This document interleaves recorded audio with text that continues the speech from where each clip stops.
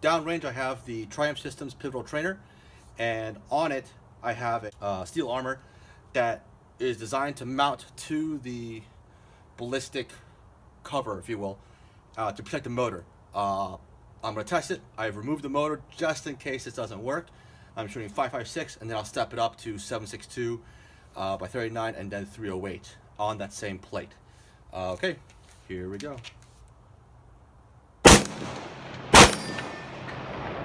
And the plate fell off on the first hit from the rifle. All right, so very successful test.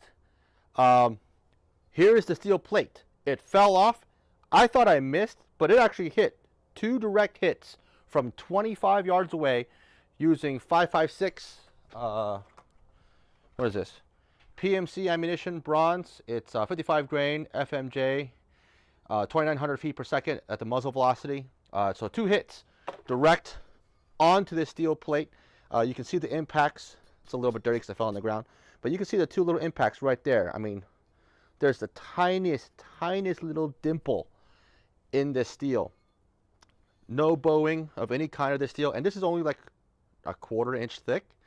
The previous steel that I've been using was 3/8 inch thick, and I know those hold up just great, but this has the same threat level for thinner, lighter steel, and that'd be perfect for these hangers. The reason why this piece of steel fell is because the holes are a little bit too big and the screws are a little too small. So the screw head is maybe like 1/16 of an inch, if that, or even less, bigger than these holes. So the screw head just squeezed right through. I'll have to get some washers to hold the steel on, but it held up. So I know it held up. The stand did not fall over. I have not nailed it down to the ground. So far, very successful test. I'll see if I can remount this, and we'll step up to a 7.62 by 39, and then 308. Hopefully the screws will hold. I might just zip tie this on. I'll just zip tie this on and keep testing. That's a better idea. Next, I'm gonna shoot this with my Century Arms RAS-47. I got some Talamo 7.62 by 39. Typically, you're not supposed to shoot this stuff at like AR-500 steel. Yeah, so I've done it before on this kind of steel and it does nothing. But we're gonna test it again. I've tested on the 38th inch. I haven't tested on this 1/4 inch stuff. So I've been told it'll hold up just fine. So let's go hot. Oh, what's going on? Oh, probably help if I load the gun. It took the hit.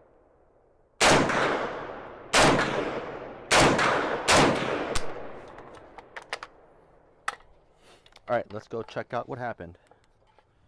So I might need to make this target taller and bigger just because, you know, I can't aim, and all the shots went high. It didn't even hit the steel plate, but it busted all the plastic. And you can see the shots underneath in there.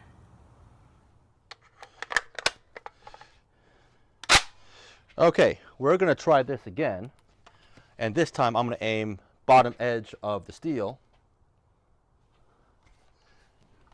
because I was hitting a little bit high. Well, I just broke the target with a 7.62. The target is shorter because when a 7.62 round hit the steel plate, all the not shrapnel, but you know what I mean, the fragments of the bullet shredded the nylon extruded tubing. So in order to continue this test, I basically removed the damaged part and lowered it. The top part's still completely bifurcated. It's being held by the 2 screws that holds the angle plate on there. But it'll work. We're going to test to see if the 308, if this target, the armor plate, can hold up to a 308 round, which I have all the confidence it will. So here we go. I got my scar, and let's go.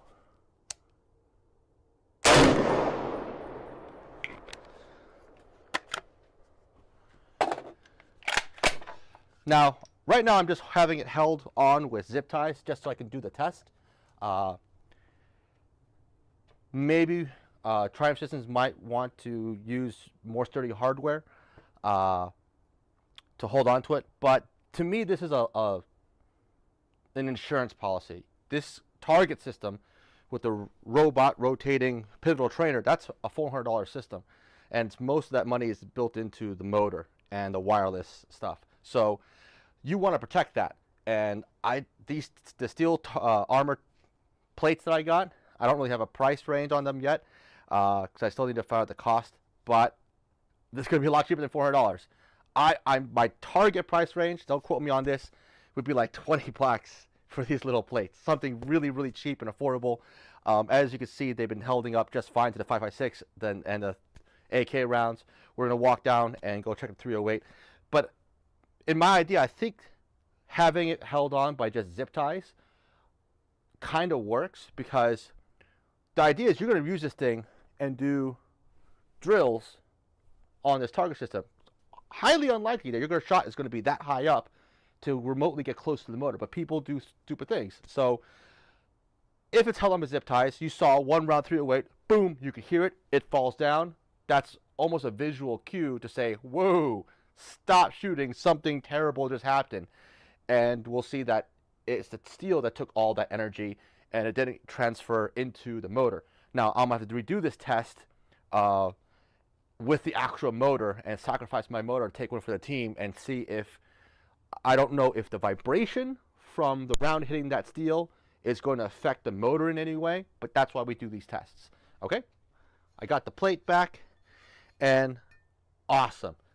So in my previous test with the people that make this steel, I was testing some 3/8 inch thick steel, and I've shot 25 yards, 308 at it, and it doesn't really do much to that steel. A little bit closer in at 35 feet, it was gouging the steel. So you can definitely see the 308 hit, and that was just ZQI NATO rounds, so nothing too hot, nothing too exotic. Full metal jacket. Here are the 5.56 impacts, the AK 7.62x39 impact, and the 308. The 308 did dimple a lot more and actually bowed the back of this target. Now, it held up fine. The target stand didn't fall over. Now, granted, I didn't hit it higher up. There'd be a lot more leverage on the system. So we'll have to do this again. I'll have to get some 2x2s.